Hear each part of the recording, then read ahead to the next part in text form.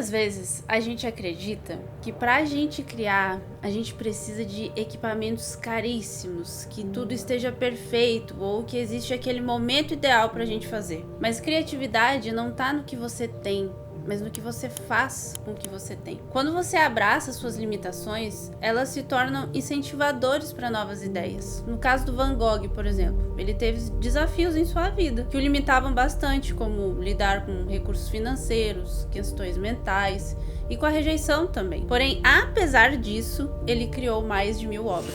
Muitos cineastas fizeram obras-primas com orçamentos apertados. Pensa na Pixar, que começou a revolucionar o cinema de animação com softwares limitados e muitos desafios. Ou na J.K. Rowling, que fez o Harry Potter, você sabe, né?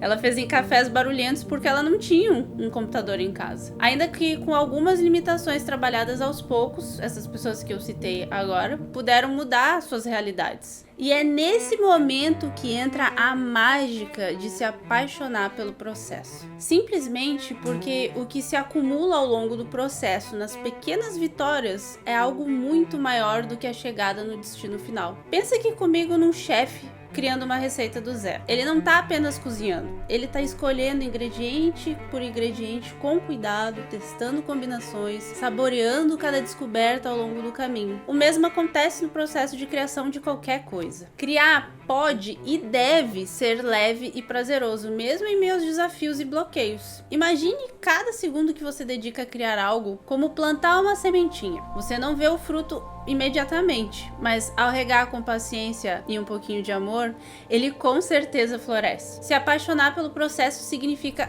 valorizar cada etapa dessa jornada, desde o momento em que você pensa e decide o que vai plantar, até o momento da colheita, em vez de concentrar toda a sua atenção apenas no resultado final. Percebe a diferença? Cada etapa do processo importa. E se divertir durante o processo é importante e necessário. Nosso eu criativo se manifesta quando a gente se permite divertir, porque a diversão é o primeiro passo para despertar a sua criatividade. Lembra de quando você era criança? A imaginação e a criatividade sempre fluíam em alguma brincadeira enquanto você se divertia. E quando viramos adultos, a gente vai perdendo aos pouquinhos essa diversão e a gente acaba se afundando na obrigação. Por isso, vamos matando dia após dia o nosso eu criativo, até ficarmos totalmente exaustos e paralisados. Se apaixonar pelo processo não é transformar ele em algo que ele não é, ou seja, que é tudo mil maravilhas sempre. Não, mas reconhecer e apreciar a verdade e a beleza que existem nele. Quando você aprende a se apaixonar pelo caminho, percebe que ele é tão valioso quanto o destino final. Mas aí eu te pergunto, o que é que você está criando? É algo que realmente vem do seu coração? No mundo hoje cheio de tendências e pressões para agradar os outros o tempo todo, é fácil a gente se perder. Mas aqui está a verdade. A criação mais autêntica e poderosa acontece quando você faz algo que tem a ver com você. Pense num músico que toca apenas para seguir o que está em alta. Ele pode até atrair um público, mas sempre se tirar que algo está faltando. Agora imagina esse mesmo músico criando uma melodia que o emociona. A energia é outra, o resultado é outro. É essa conexão com o que você ama que transforma a criação em algo poderoso. Não permita que as expectativas alheias ou as regras impostas por algum manual limitem o seu processo. Essas barreiras sufocam o seu eu criativo. Por isso, não crie projetos ou arte ou qualquer outra coisa apenas para agradar os outros, nem para obedecer regras ou corresponder a expectativas dos outros. Crie coisas que venham do seu coração. Crie algo que você ame e se divirta fazendo. Agora, vamos falar do ambiente que você cria? Ele influencia diretamente o seu estado emocional, físico e espiritual, consciente ou inconscientemente. Um espaço desorganizado pode criar ansiedade, enquanto um ambiente acolhedor pode estimular sua mente. Então use isso ao seu favor. Feche os olhos agora e visualize o lugar perfeito para você criar. Ele pode ser uma sala iluminada, cheia de objetos que te inspiram, ou um espaço no ar livre, com o som do vento e o cheiro da natureza. Não precisa ser um estúdio caro, pode ser um café movimentado, um cantinho improvisado na sua casa, ou até à beira da praia. O escritor Ernest Hemingway escrevia em pé, em uma escrivaninha simples. Agora, o Steve Jobs preferia espaços minimalistas para clarear a mente,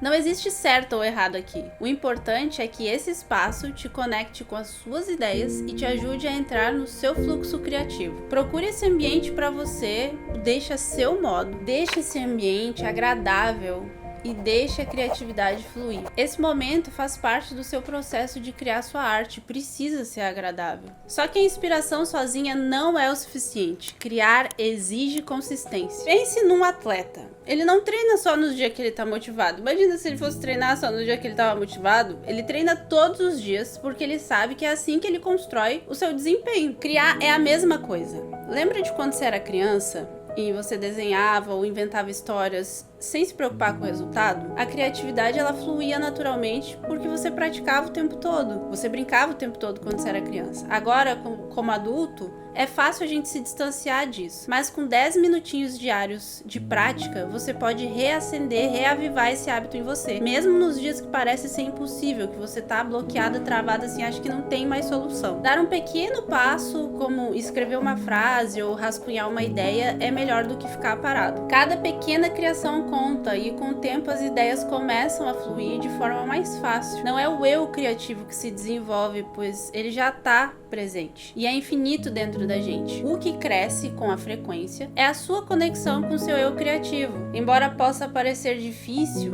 essa rotina e esse compromisso devem se tornar algo espontâneo, divertido e leve, resultado de você realmente gostar do que você faz. Exatamente como é quando você joga videogame e esquece do mundo lá fora. Mas para manter essa prática, é essencial também ouvir sua voz interior. Todos nós temos duas vozes dentro de nós. A do crítico, que aponta cada erro e nos faz duvidar da nossa capacidade o tempo todo, e a do artista, que nos encoraja a explorar, experimentar e criar sem medo. Imagine que você está pintando um quadro. O crítico diz: essas cores estão erradas, você nunca vai ser bom o suficiente. Mas o artista sussurra: tente misturar isso e veja o que acontece. Cultivar o artista interior é escolher ouvir essa voz mais gentil e curiosa, confiar nas suas ideias e dar valor a elas, mesmo que pareçam pequenas ou imperfeitas. E essa autocrítica excessiva pode bloquear completamente o seu processo criativo. E para nutrir o seu artista interior, é essencial você aprender a calar essa voz interna que julga e permitir que a voz gentil flua livremente. E isso pode ser alcançado com práticas simples, como escrever, meditar, ou outras atividades que ajudem a manter a sua mente tranquila e receptiva. Cultivar esse artista interior significa concentrar no momento presente e no seu processo criativo, entendendo que o produto final não precisa ser uma obra-prima para ter valor. O verdadeiro valor está no aprendizado e nas experiências que você viveu ao longo do caminho. E às vezes, para você conseguir ouvir esse artista interior, é preciso silêncio. Aí pega, né? Porque a gente vive num mundo hoje cheio de barulho e distração o tempo todo. É notificação, é e-mail, é rede social. E não se pode estar apenas conectado ao que está ao seu redor. Você também precisa se conectar e estar sintonizado com o seu mundo interior. E para ouvir esse mundo interior é necessário silêncio. Tu já reparou como as suas melhores ideias surgem em momentos de quietude? Tipo, no banho, numa caminhada solitária ou em um lugar que você pode simplesmente existir?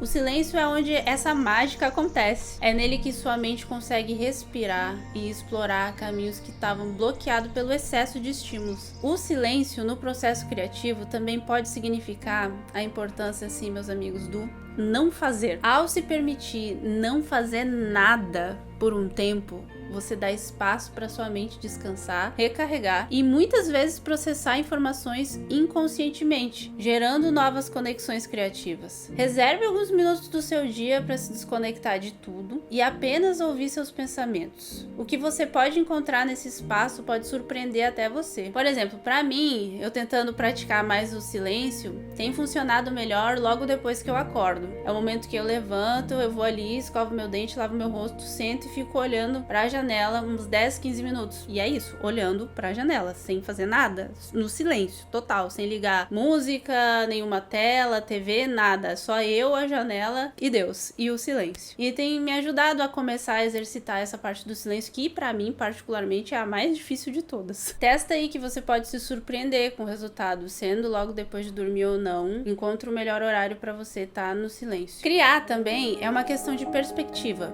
Nem sempre é fácil e tá tudo bem. Cada bloqueio criativo, cada erro é uma oportunidade de aprender algo novo sobre você mesmo. Como um escultor, ele passa semanas, às vezes até meses, esculpindo um bloco de mármore. Cada golpe do cinzel é difícil, cheio de obstáculos e ansiedade. E isso é um fato para todos nós. Sempre vai ter dificuldade, luta, necessidade de disciplina, mas a gente tem que aprender a amar todo o processo com seus altos e baixos. E em vez de se preocupar com um cronograma ou com os obstáculos, busque encontrar o seu eu criativo, aquele estado que você tá totalmente imerso na atividade que você nem vê o tempo passar.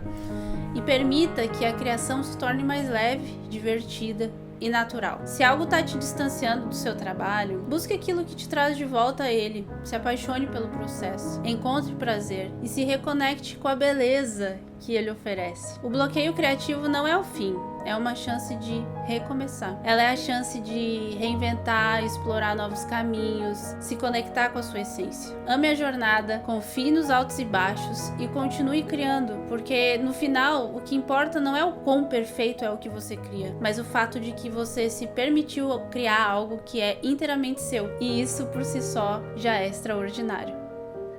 Um forte abraço.